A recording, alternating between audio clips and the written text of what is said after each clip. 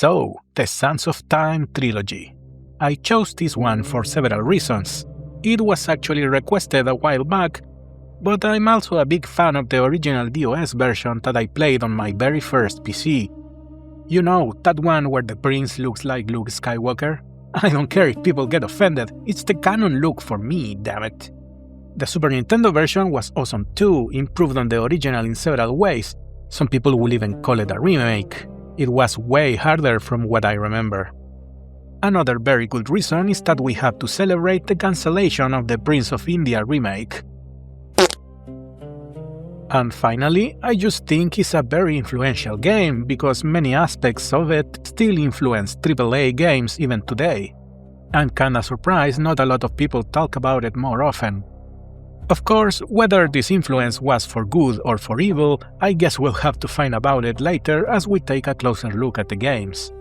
The whole story of the original creation of Prince of Persia by Jordan Mechner and how the rights kept bouncing around until they ended up at Ubisoft is quite an interesting one, but I'm not going to tell it again. There are plenty of videos about it already and I prefer to get to the actual games as soon as possible.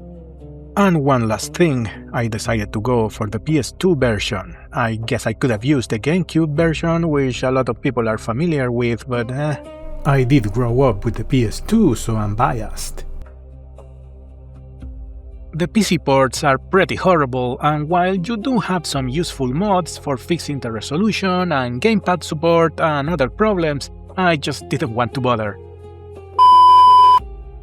Last minute edit here, right after gameplay and audio recording was done, I woke up to the announcement that GOG entered Sands of Time on its preservation program, providing a bunch of fixes and tech support. Good news for all the new people that wanted to play the game. I'm not re-recording footage though.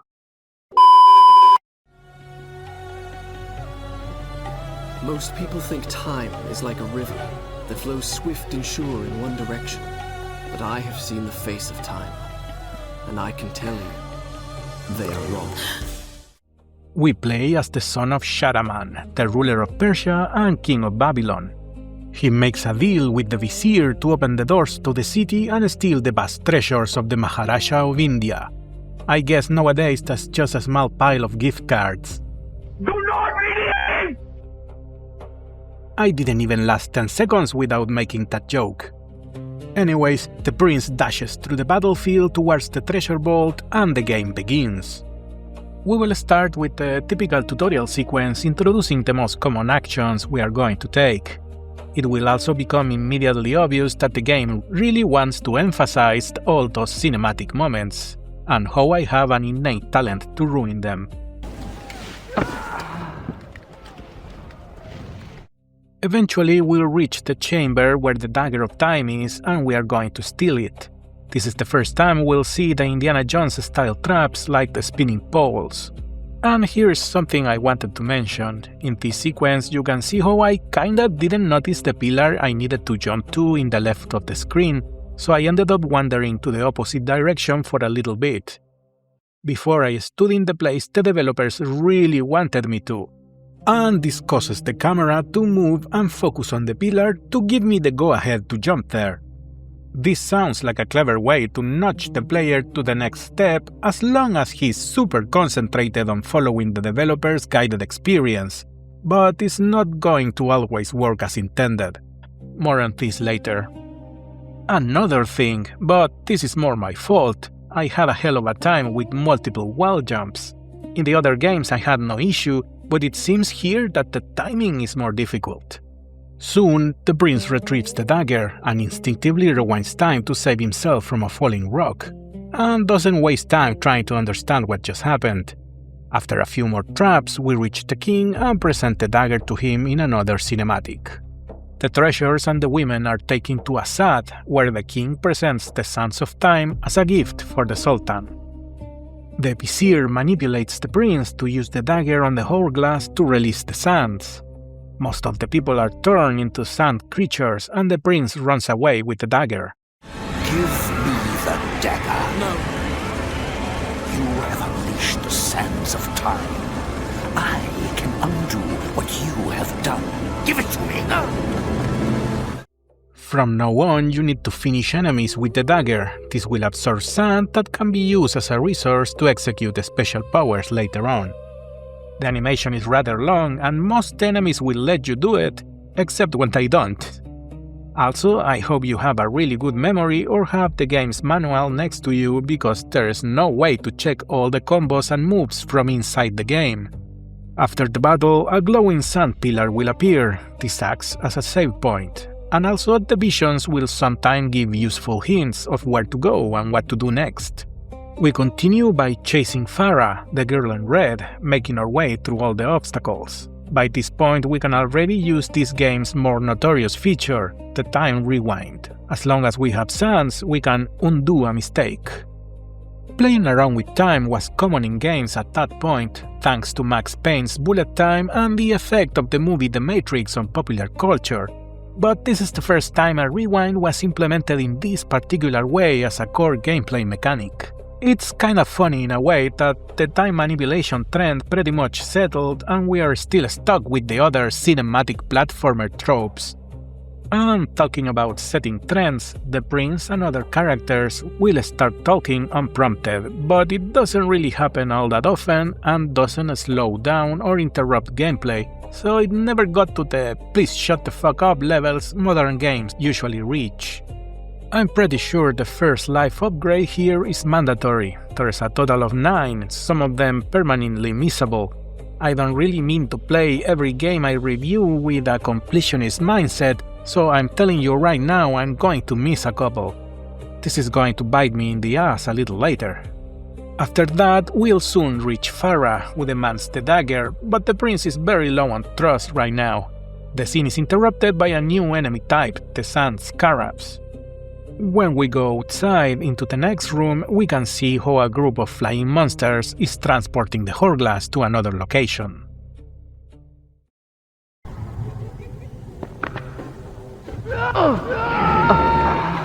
Oh, that's BS. I should have been allowed to grab any of those ledges on the way down, even if it wasn't the intended way. A lot of deaths in the game are going to be slight mistakes like that.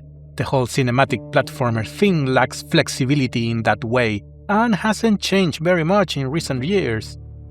Still, I'm not going to rage too hard at a little trial and error. I prefer that over yellow paint any day.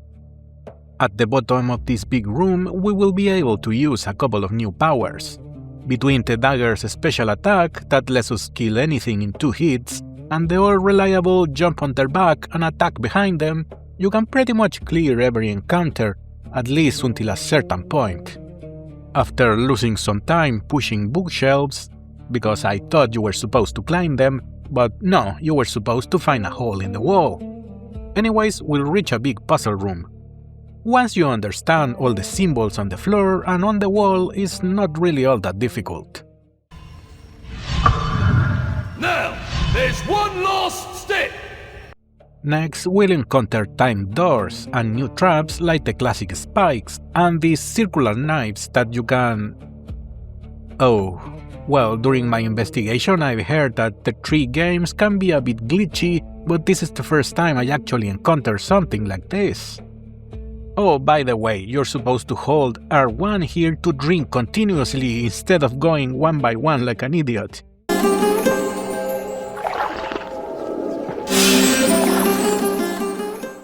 Moving forward, I run into another health upgrade. After rewatching my footage, a major clue is the sounds you can hear when near one.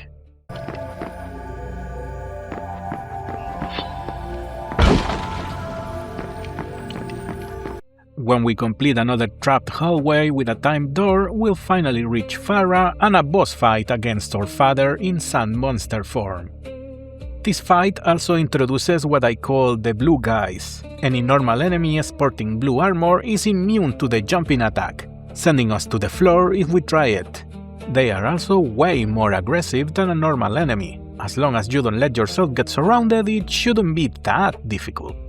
Once we clean the trash mobs, we can finish the boss by abusing the jump attack over and over. In the following scene, we can see that using save points seems to have real narrative consequences for the prince, that falls unconscious. When waking up, we see how Farah goes for the dagger, but we grab it in time. Even after that, the prince accepts for them to work together to find the Hourglass. She can die and cause a game over, but it's uncommon for her to be exposed to damage. Oh, here is another example of the camera being more of a problem than a help. Making me jump blind sure is cinematic. We keep exploring around and inside the castle, jumping between a lot of horizontal bars to make our way up. And on the way I found another upgrade. We will reunite with Farah and see how she has the ability to crawl inside some cracks on the walls that the prince can access to activate switches and things like that. This happens automatically, it's not like you can order her around. With the couple reunited again, we'll get another big section where we take turns activating buttons and switches until we reach all the way to the bottom. In there's going to be more fighting and an annoying puzzle consisting of finding two boxes and pushing them into a switch. This will lead the prince and Farah to the Sultan's zoo. Tell me. There's going to be a fight with the flying monsters. They are really weak, but the prince doesn't really have any good anti-air or long-range attacks, so they can be a real pain in the neck. Wait. Am I the only one that sees this branch as being vertical? Even after knowing it's not, I still see it as vertical. We'll revisit this later. We open the way for Farah and the team will continue through a cave. My reason told me to distrust her, for she had good cause to hate me. Yet she had proven herself a loyal companion. And, I confess, I was grateful for company of someone who, like me, was flesh and blood. We'll reach outside near some waterfalls and see, I told you these birds were really annoying. And after getting myself killed in increasingly silly ways, I finally made it to the next section. In the baths, we'll be presented with a couple of new enemies. It's useful to remember that we can drink from almost any water source here, even the floor, and even in the middle of combat if you can manage it. Next, I spent way too much time trying to beat a time door. The actual answer was moving this base to cover the switch. Of course, that was hinted at by the vision in a nearby save point, and it was obvious to see that there was a crack in the wall. The second area of the baths hides a sword at the very end. Fight a lot, move some statues, drop the water level, open the door and push the block. We're going to make it. That is a very bad spot for a sand pillar, by the way. I keep touching it by accident. Anyways, the stone block will land on the previous zone and we can use it to reach a ladder. I do have to mention that going through this window and blind jumping to this pillar stumped me for a very long time. After all that, there isn't a lot worthy of note on the way to reach the sword. And now we can finally... Oh fine, we take the longer way. With the sword we can break the walls and head into the new area. When we reach the end of the stairs, we'll get to a new zone, and after a bit of parkouring, we'll reach a lever, and shortly after that, another room full of fighting. I don't know about you, but by this point fighting is getting a bit overbearing. If the new sword was supposed to be more powerful, it certainly doesn't show. It's a bit of a bummer to get a new weapon and barely feel any positive effect. The dynamic duo keeps advancing. We maneuver outside the castle until we can get the big bridge open.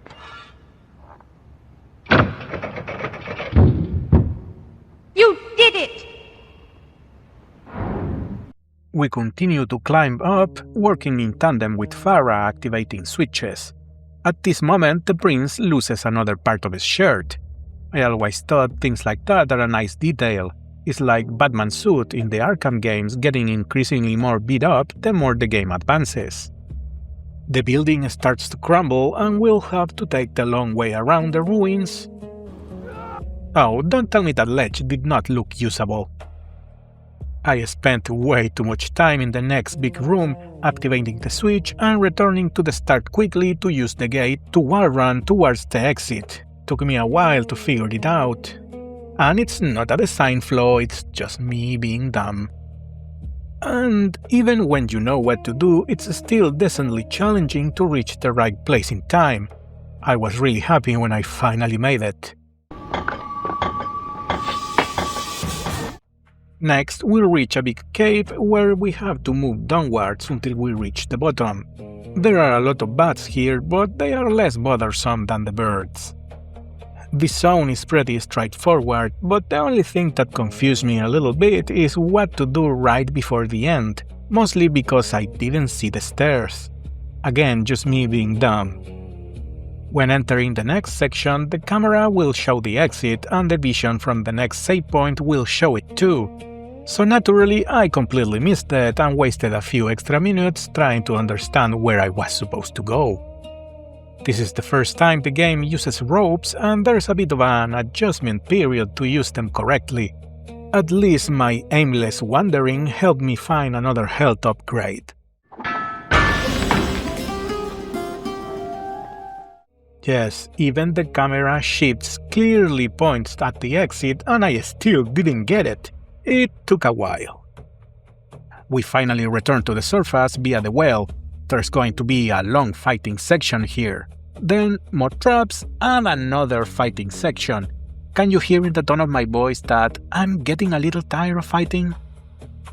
Soon we'll be reunited with Farah again. And after another bout of fighting, the prince will automatically walk into a save point via cinematic. My love, please don't leave me.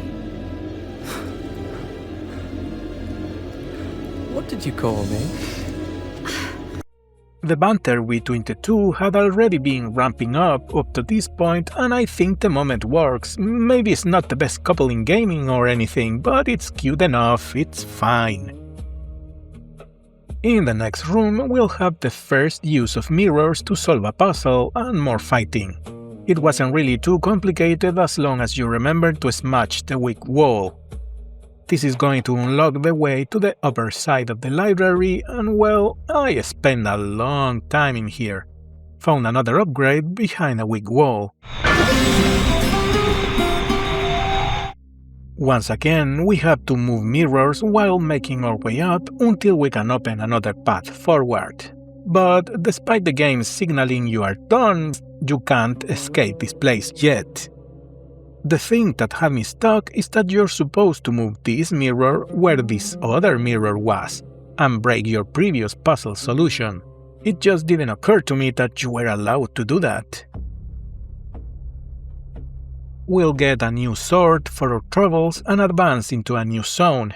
There's going to be a lot of fighting, and once again, if the sword is stronger, I just can't tell. This new room will make us use switches to turn the planets around, and we'll use that to climb to the top of the room and activate the switch to the next area.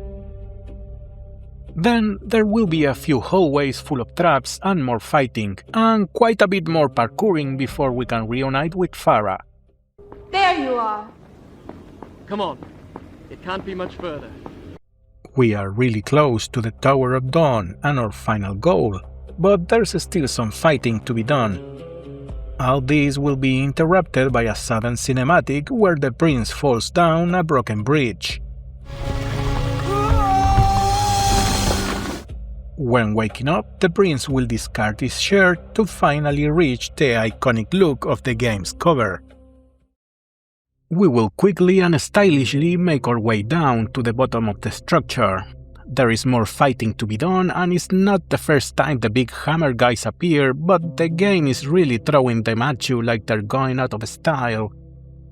There are still some ways to go. It took me quite a few tries to climb the funny moving walls, not once but twice, and I still have problems with the wall bounce. Once we climb towards the exit, we'll rejoin with Farah and it's time for more fighting. And this is the part where we hear the combat song for the first time. Whenever Sands of Time comes up, this is what I remember the most.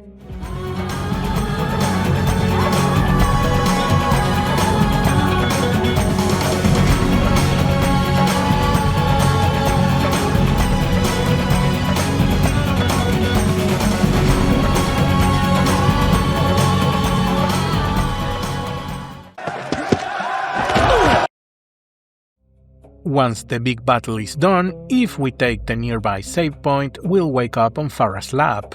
The prince still wakes up agitated and worried about the dagger. It's me. It's me.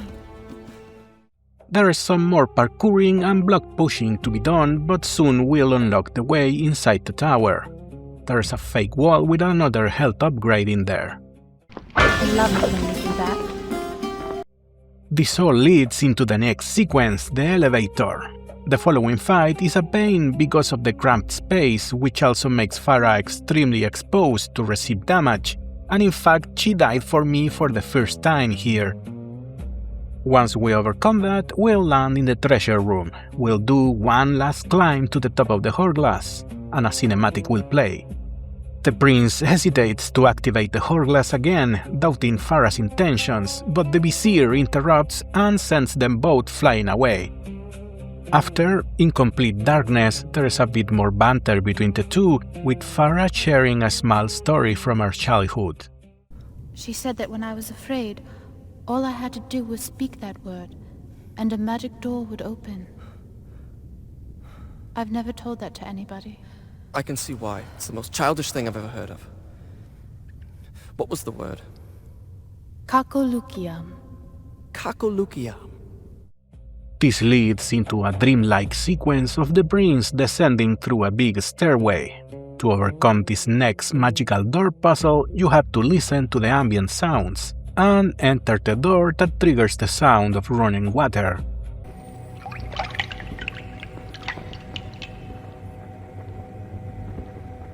Now the love scene will play out and...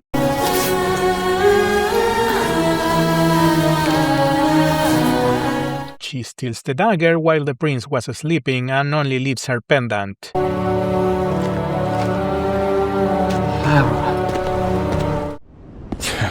Women. Women. Women. Women.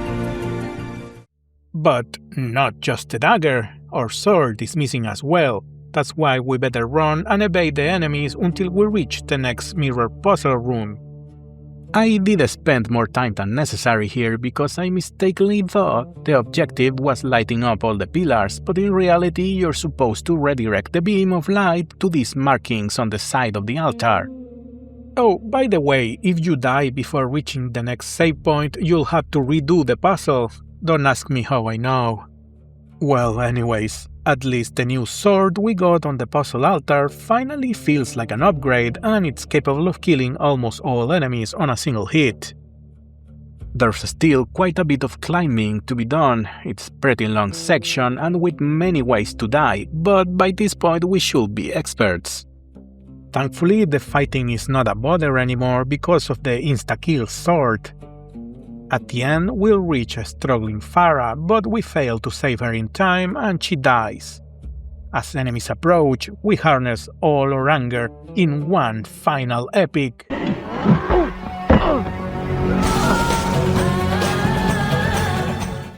No, that's not what happened. Anyways, after a very small battle, there will be a cinematic, which was very confusing. I was honestly expecting a big action set piece to finish the game here. The prince rejects all the offers of power from the vizier and finally returns the sands of time into the Hourglass. This performs what is called the Grand Rewind.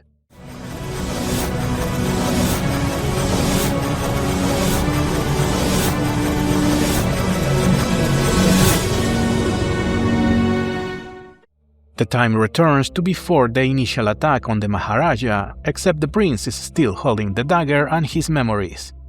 He sneaks into Farah's room to return it and make sure the vizier is stopped.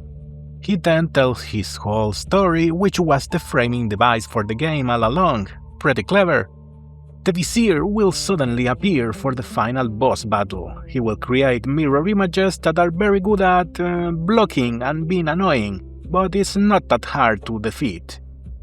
After he's done, there's this very strange sequence where he just taunts the prince, despite the fact that he just stands there waiting to be killed with no resistance.